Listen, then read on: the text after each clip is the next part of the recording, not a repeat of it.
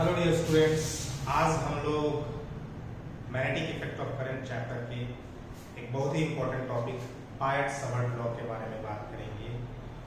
Magnetic effect of current को अगर हम समझें तो क्लास 10th में हम पढ़े थे कि एक करंट कैरिंग वायर से कैसे उसके चारों ओर मैग्नेटिक फील्ड प्रोड्यूस्ड हो रहा है। इसके बारे में सबसे पहले हमको कौन बतलाया? ओस्टेड क्या किया कि एक करंट कैरिंग वायर लिया इस तरह से, तो ये जो थंब है ये करंट का डायरेक्शन बतलाया और जो फिंगर्स है वो मैग्नेटिक फील्ड का डायरेक्शन बतलाया। तो इससे हम ये प्रूव किए कि जो करंट कैरिंग वायर है उसके चारों ओर मैग्नेटिक फील्ड प्रोड्यूस हो रहा है। तो ये वो कैसे पता किया उसने? तो एक मैग्नेटिक कंपास रखा इस वायर के पास और उसको मैग्नेटिक फील्ड का डिफ्लेक्शन दिखा इसमें उस मैग्नेटिक कंपास में। इससे मैग्नेटिक इफेक्ट ऑफ करंट के बारे में जानकारी मिला। अब बायट-सवर्ट लॉ की अगर बात करें तो ये क्या है? अगर हम हेडिंग दे दें बायट-सवर्ट लॉ, बायट-सवर्ट लॉ, तो इसमें एक टर्म आता है करंट एलिमेंट। ये करंट एलिमेंट क्या होता है? तो करंट एलिमेंट किसी कंडक्टर में कंट्रीब्यूट करता है करंट को प्रोड्यूस करने में और उस करंट एलिमेंट के चारों ओर मैग्नेटिक फील्ड प्रोड्यूस होता है। तो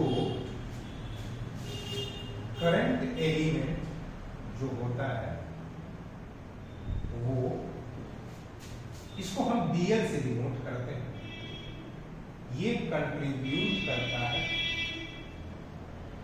टू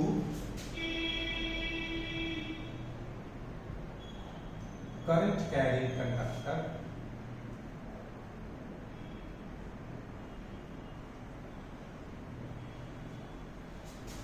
फॉर प्रोड्यूसिंग, क्या प्रोड्यूस करने के लिए? Magnetic field.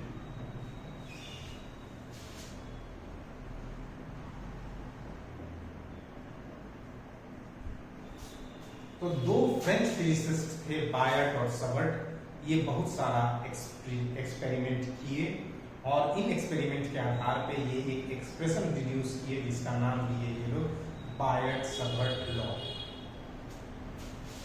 To French physicist,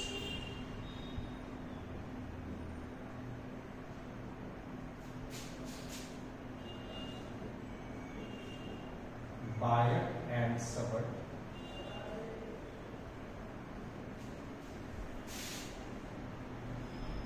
deduce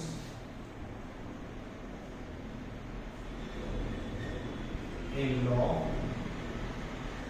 on different experiments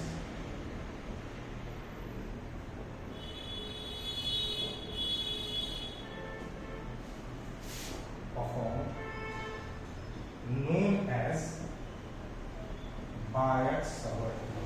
इसका नाम दिए वो बायट-सवर्ट लॉ। ठीक है, तो दो फ्रेंच फिजिसिस्ट थे बायट और सवर्ट। ये दोनों बहुत सारा एक्सपेरिमेंट किए और उन एक्सपेरिमेंट्स के आधार पे ये परफॉर्म किए एक लॉ जिसका नाम दिया गया क्या? बायट-सवर्ट लॉ। अब हम बात करते हैं बायट-सवर्ट लॉ की स्टेटमेंट की। तो अगर हम स्टेटमेंट की बात करें तो हम क्या करेंगे? कंसीडर करेंगे एक करंट कैरिंग वायर, एक करंट कैरिंग वायर लेंगे XY, एक करंट कैरिंग वायर लेंगे क्या? XY, जिसमें कि करंट एलिमेंट DL होगा, हैविंग करंट एलिमेंट DL, और मान लेते हैं P एक पॉइंट है, let P be a point, P एक पॉइंट है जहां पे मैग्नेटिक फील्ड dB अगर कर रहा है, let P be a point from DL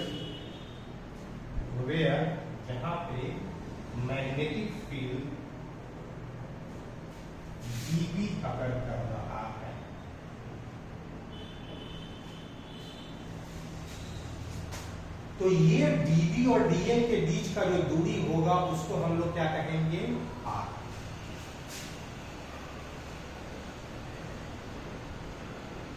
The distance between dB and dl is r। और ये जो dB है और dl, इनके बीच में एक एंगल बनेगा theta. Let theta be the angle. Theta जो है वो एंगल है किसके किसके बीच में, थीटा है एंगल किसके किसके बीच में, dB और dl के बीच में।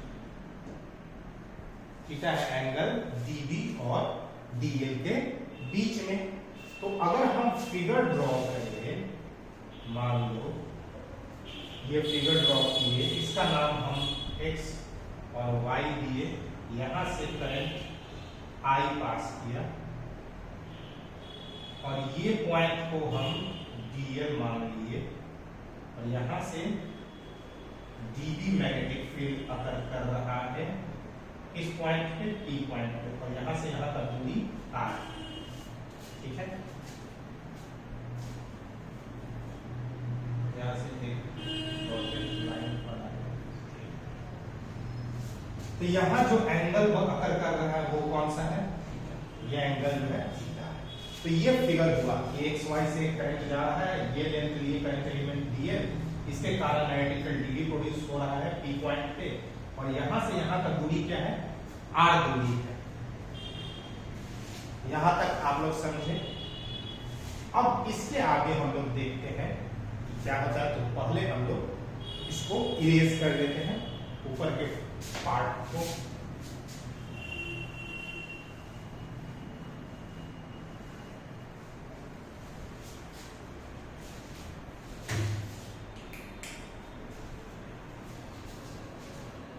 तो अब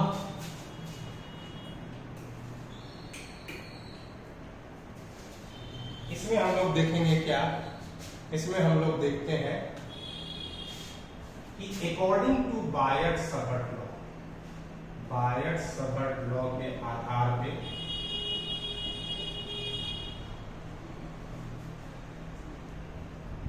for magnetic field dB, magnetic field dB के लिए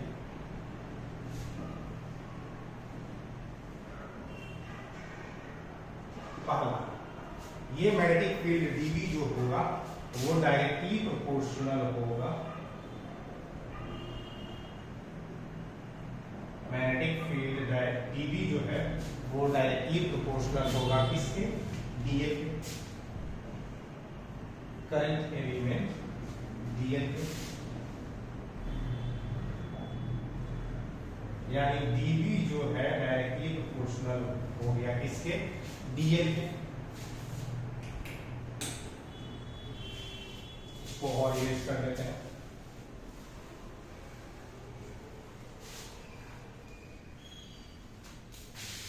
dB जो होगा वो डायरेक्टली प्रोपोर्शनल हो जाएगा dl के। दूसरा, डायरेक्टली प्रोपोर्शनल होगा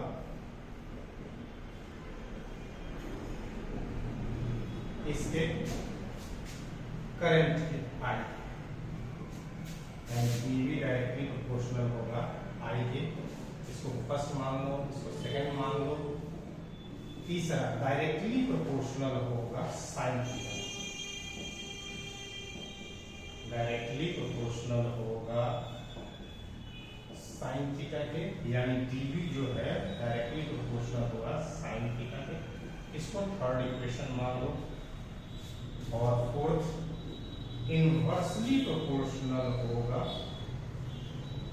इनवर्सली प्रोपोर्शनल होगा to square of the distance between dl and d।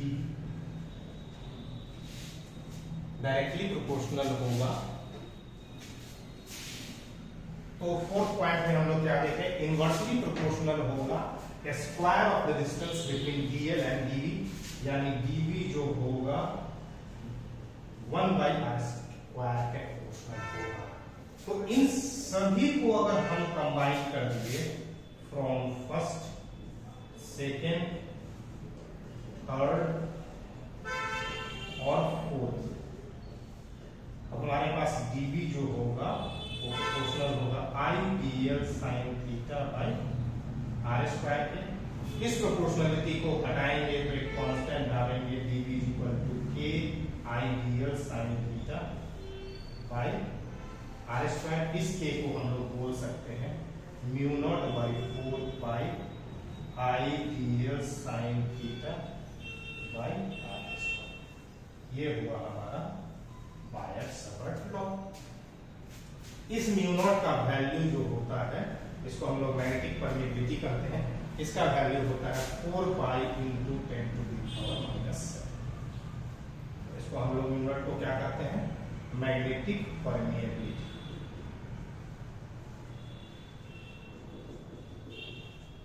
तो बायट-सावर्त लॉ हमको क्या आया, dv is equal to mu naught by 4 pi I dl sine theta by r square. इसका एप्लीकेशंस आपको चैप्टर में बहुत सारे क्वेश्चंस को सॉल्व करने में मिलेगा बायट-सावर्त लॉ का।